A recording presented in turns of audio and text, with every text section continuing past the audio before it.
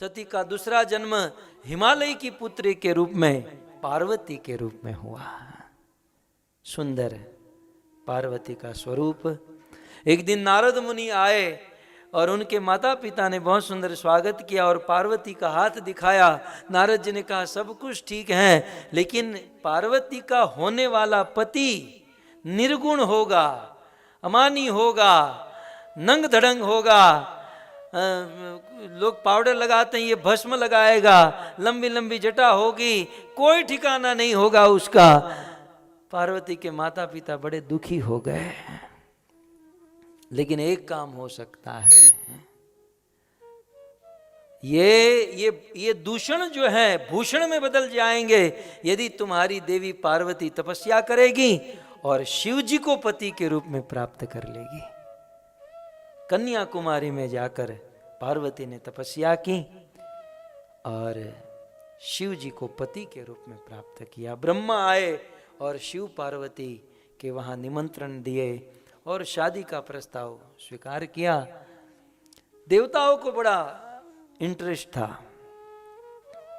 कि कई दिनों से किसी की दावत में नहीं गए हैं, किसी की शादी हो जाए तो आनंद आ जाए, फोकट का भोजन, नाच गान, मुफ्त में सब हो जाए।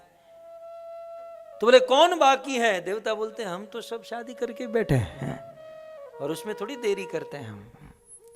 बोले एक आदमी बाकी, शिव बाकी है, शादी करा दो उनकी।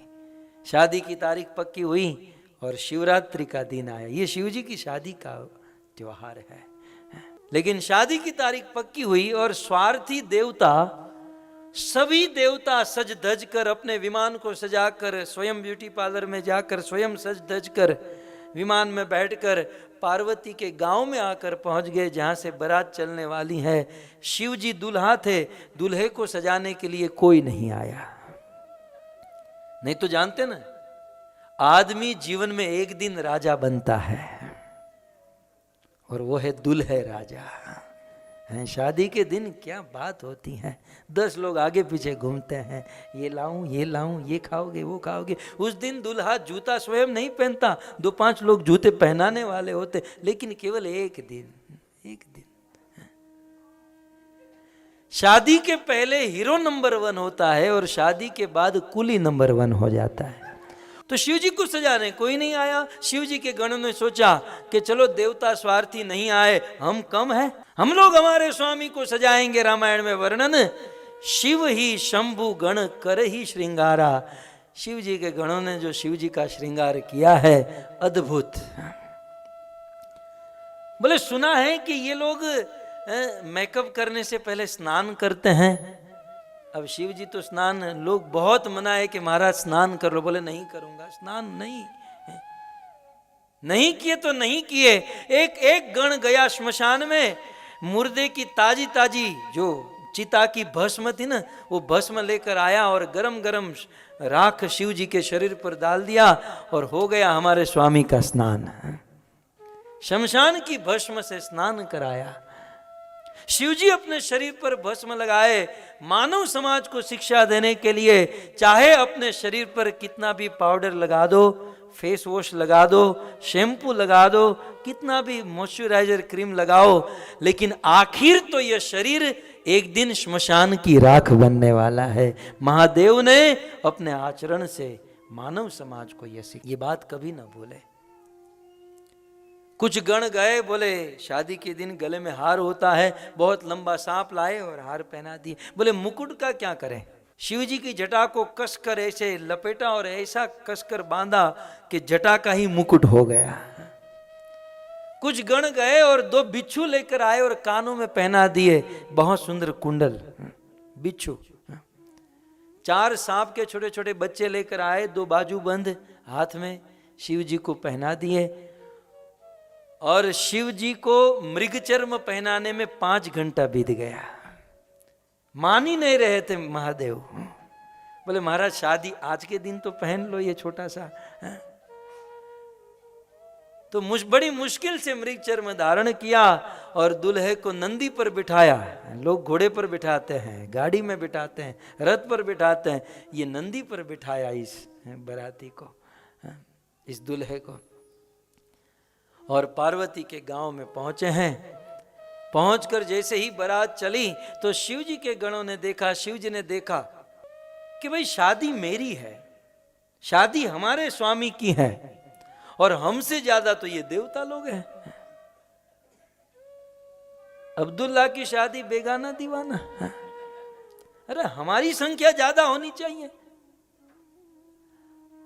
गणों ने कहा कि अब क्या करें, सारे गण पूरी दुनिया में जितने जितने श्मशान थे, अब उनको पहुंचने में कितनी देरी हो, तुरंत जाकर दुनिया के सारे श्मशान में पहुंच गए और भूतों को निमंत्रण किए कि हे भूत भैया, आपकी भूत भाभी को और आपके भूती भूती भूती भूता छोटे छोटे बच्चों को विथ फैमिली हमारे भूतनाथ का विवाह है, आप सब विथ फैमिली शादी में पधारिएगा।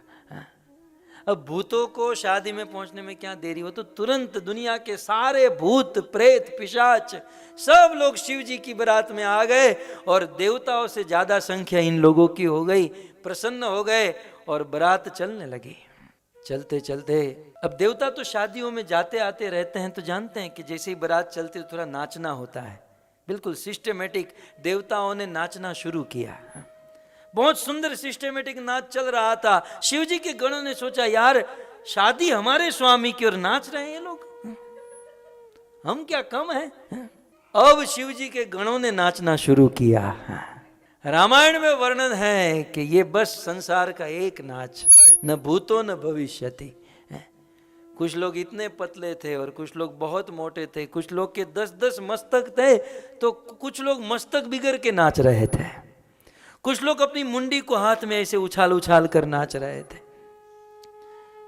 कुछ लोग बिना मस्तक वाले नाचते नाचते किसी के घर में घुस जाते तो घर वाले धक्का देकर बाहर निकालते, यहाँ कहाँ आ रहा है, भयंकर नाच। और इनका नाच जब शुरू हुआ, देवताओं का वो सिस्टेमेटिकली जो नाच था ना, वो सब बंद हो गया। नहीं, कभी कभी मंदिरों में भी होता है, सब लोग नाच रहे हैं तब तक तो एक शिव का गण आता है, सबका नाच बंद हो जाता है। तो इस प्रकार से नाच रहे थे शिव जी और उनके सारे गण सब आगे, देवता आदि पीछे। भगवान विष्णु ने इंद्र को बुलाया और कहा कि इंद्र, ये शिव उनके गण सब आगे हैं और इस प्रकार से नाचेंगे, ये गांव वाले गांव में घुसने नहीं देंगे। एक काम करो, इनको पीछे करो और देवताओं को आगे करो। तो इंद्र ने अनाउंसमेंट किया कि जितने भी शिव जी के गण हैं, शिव जी को लेकर पीछे हो जाए, देवता आगे हो जाए। तो ये सारे लोग बगावत करने लगे, हम क्यों पीछे जाएंगे, अरे शादी हम लोगों की, हम क्यों पीछे जाएंगे। देवता बुद्धिमान होते ना, देवताओं ने कहा कि आप इतना सुंदर नाच रहे हो ना, तो कहीं किसी की नजर न लग जाए, इसलिए आप लोग पीछे।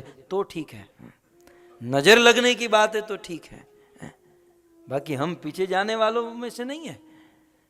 सारे गण धीरे धीरे करके पीछे चले गए शिव जी को लेकर, और आगे सुंदर सुंदर देवी देवता चल रहे हैं, और भगवान विष्णु, ब्रह्मा, इंद्र ये सब आगे चल रहे हैं। और चलते चलते चलते वहाँ विवाह मंडप के पास पहुँचे, जहाँ पार्वती की माँ हाथ में आरती की थाली लेकर खड़ी थी। भगवान विष्णु, इंद्र, ब्रह्मा तीनों आगे थे, और उनको देखकर पार्वती की माँ आरती करने लगी। भगवान विष्णु ने रोक दिया, माता जी रुकिए रुकिए, दूल्हा हम नहीं है, दूल्हा तो पीछे आ रहा है, हम तो बाराती हैं। पार्वती की माँ सुनैना की सखिया कहने लगी कि देवी तू कितनी सौभाग्यशाली है कि जिस दूल्हे के बाराती इतने सुंदर हैं, तो दूल्हा कितना सुंदर होगा। बाराती इतने सज धज कर आए हैं तो दूल्हा कितना सुंदर होगा। भगवान विष्णु मन में सोच रहे हैं कि ओरिजिनल दूल्हे को देखकर तुम में से जीवित कितने रहोगे, ये मैं काउंट कर रहा हूं। तो वो धीरे धीरे नाचते नाचते आ रहे थे। 2-2.5 घंटे के बाद सब जब पहुंचे और सारे देवता बाजू में हुए, शिव जी को जब आगे किया गया, तो पार्वती की माँ देखती रही। भगवान विष्णु ने कहा, हाँ यही दूल्हा है। बोले ये दूल्हा, इतना कहकर मूर्छित होकर गिर गई, मूर्छित होकर गिर गई। शिव जी ने अपने गण को बुलाया, यार इस गांव में सब लोग मुझे देखकर बेहोश क्यों हो रहे हैं। तो शिव जी के गण कहते हैं कि महाराज दिखने में आज इतने सुंदर लग रहे हो, सब घायल हो रहे हैं, घायल आपको देखकर। अब पार्वती की माँ को वहां से लेकर गए, बहुत बड़े वैद्य को बुलाए, उपचार किया, और जब होश आया तो जानते हैं सबसे पहला शब्द क्या था? नारद कहां पर है? वो शादी कराने वाला नारद था।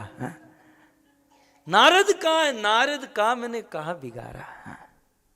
मैं मेरी बेटी को जहर खिला दूंगी, पर्वत से लेकर गिर जाऊंगी, कुछ भी करूंगी, लेकिन इस बाबा जी के साथ मैं विवाह नहीं कराऊंगी, ये पगले के साथ मैं विवाह नहीं कराऊंगी। बस इन्हें तो निर्णय ले लिया कि विवाह नहीं। अब बाराती खड़े हैं, सब लोग आए हैं, हजारों लोगों की बारात है, लेकिन ये मना कर रही है कि मैं मेरी बेटी नहीं दूंगी, नहीं दूंगी।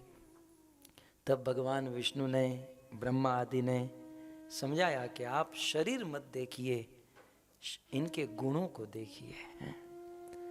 भक्तों, जिसकी शरीर में बुद्धि होती है वो तो चमार माना जाता है। बुद्धिमान व्यक्ति परमात्मा को देखता है, किसी के गुणों को देखता है। शिव जी की महिमा समझकर पार्वती और शिव का विवाह करा दिया।